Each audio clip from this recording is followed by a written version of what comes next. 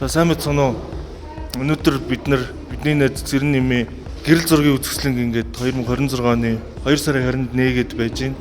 Цэрэн нэмийг болохоор би ер нь бол бүр 10 жилээсээ бид нар найзлсан. Байрны найзуудаас нь тэгээд жоохон байхаас эхлээд манай хүн болохоор өөр юм камер мамертай явж бод тийм одоо эрэл хайгуулж хөвгтэйсэн. Тэгээд тэр бүх файлууд нь хадгалаатай байсан. Тэгээд тэрийг ухаж үзэж хагаад ямар ч зэн үзэсгэлэн гаргая гэд бид нар аль дээрээс түрүү жилээс ярьсан байсан. Тэгээд өөрийнх нь ч гэсэн бас юм мөрөөдөл байсан байх гэж бодоод ямар ч зэн хүү үзэсгэлэн ингээд хийсэн. Тэгээ манай дүүгийн үзэсгэлэн маань бол ерөнхийдөө ер нь бол өөрийнх нь бас яг хий гэжсэн ажил нь байсан юм лээ. Хард дискийн олоод тэгээд бид хардын ухаад үзсэн чинь ер нь бол selected гэдэг юм фолдер байсан. Тэр нь болохоор ер нь бол миний ойлгосноор бол үзэсгэлэн гаргах юм бол энэ зургуудыг өөрөө сонгоцсон байсан билээ. Ер нь бол тэгээд төөгөө манай цогоо жак цэлмээгөө бидэд ярьжаад энэ жилдээ яг энийг гаргахаар шийдсэн. Тэгээд нэмээд яг selected гэдгээс гадна бас юм гоё найзууд болон гэр бүлээс нь сонгосон зургуудаас байгаа. Ер нь бол маш олон зургнаас сонгосон.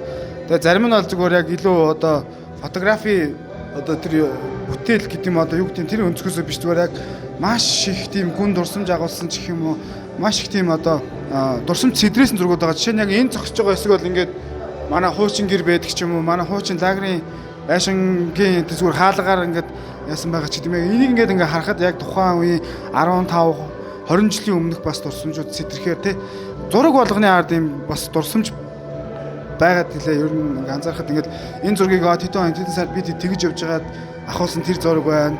Энэ бол одоо хандгаатад ч гэдэг юм ингээд яг ингээд зураг болгон дээр нь бас яг тухайн үеийн үйл явдал бүх одоо дурсамжийг ингэж сөхөж ярих тийм одоо зураг болгон гоё юм түүхтэй юм байлээ. Тэрийг нь бас сая хүмүүсээс сонсоод үнэхээр гоё ялаа. Тэгээд бас гоё дурсаж дүүгээ өнгөрсөн өдөр болж байна өнөөдөр.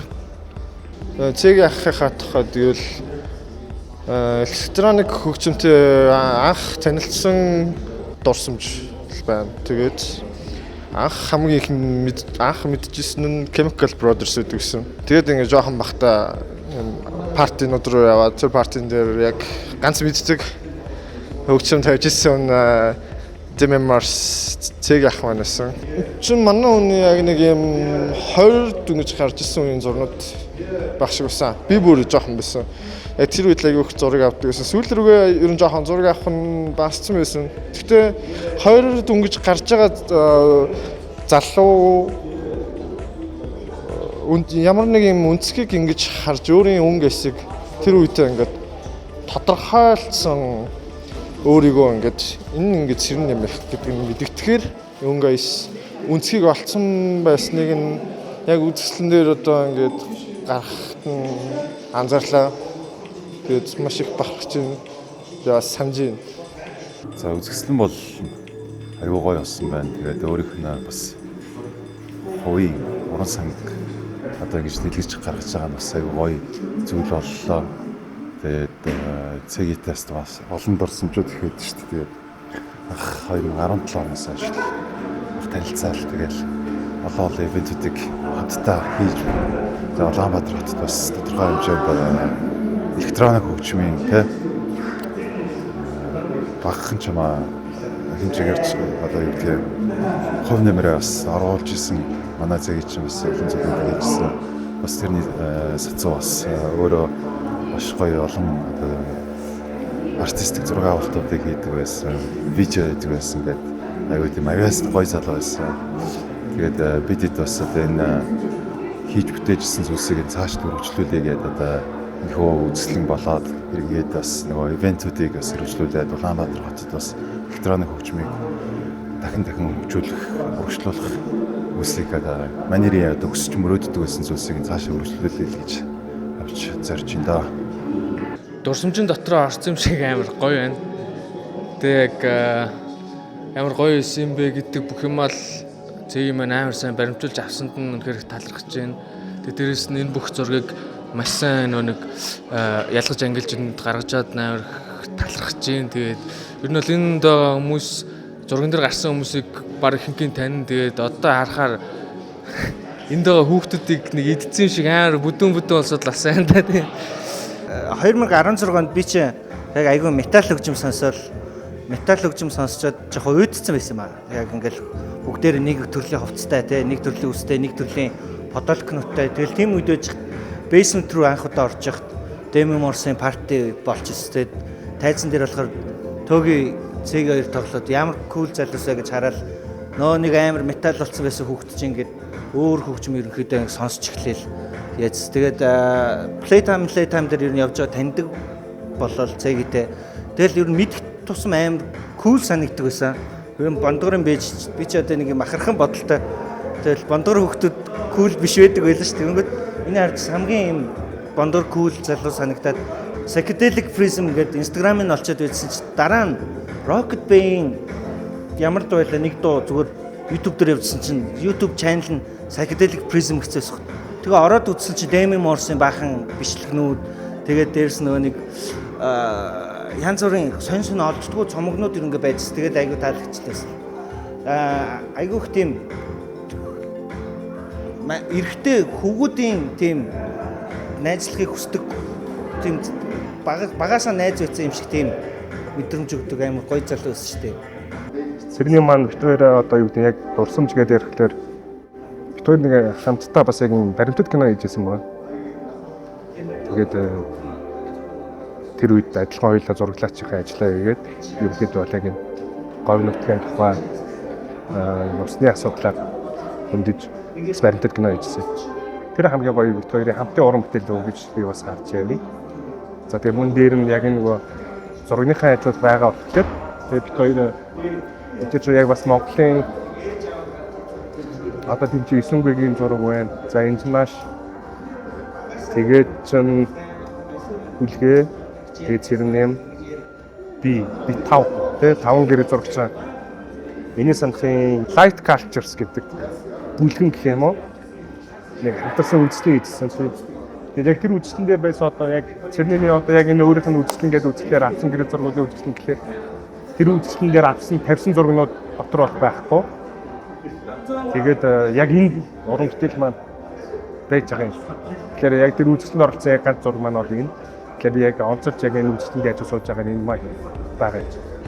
Цэрнэм би тэгээ манай хамтлагийн гитарч Өслөн тэгээ Найтрын хамтлагийн дуучин Цэцээ ах бид Demi Moore гээд нэгдлийг 2015 онд анх хийжсэн. Тэгээд одоо ингээ 11 жилийн ой болж байгаа.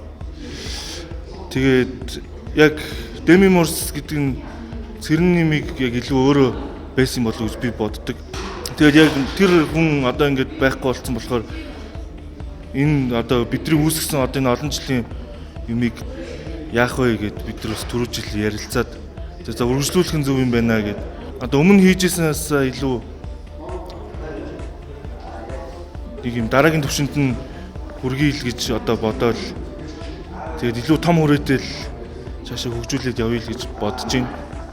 Яг зүгээр нэг талаас нь одоо юу гэдэг юм чинь ингээд psychedelic prism гэж яригдаад байна шүү дээ. Тэгээ өөрөө ингэж нэрлсэн байдал. Тэгээ нэг psycho гэж яригдсан prism гэж ярьж байгаа. Зүгээр энэ хоёр утга бол өөрийнх нь яг илэрхийлэл нь яг муу юм тий. Тэгээ юу psycho гэж хэлээд байгаа юм те псих гэж хэлээд байгаа юм. Нөгөөдөл нь ямар prism гэдгийг тайлбарлаад байгаа юм. Тэгээ мөрөөс нь мөн дээр нь нөгөө өөрийнх нь тэгээ цэрнэм гэдэг утга нь бас ямар илэрхийлэмж вэ гэдэг юм 3 үгээр тайлбарлавал зүг баг. Тийм бид хоёр аваасаа анханасаа амар тийм хөгжим дуртай хүүхдүүд байсан. Тэгээд одоо юу гэдэг ингээд ийм хөгжмийг түгээх тэг хүмүүст ингээд өөрийнхөө дуртай хөгжмийг сонсгох. Тэгээд тэр хүн ингээд сонсоод тэр хөгжмөнд бас дуртай болж ивэл тэрнээсээ кайф авдаг тийм л хүүхдүүд байсан ер нь бол.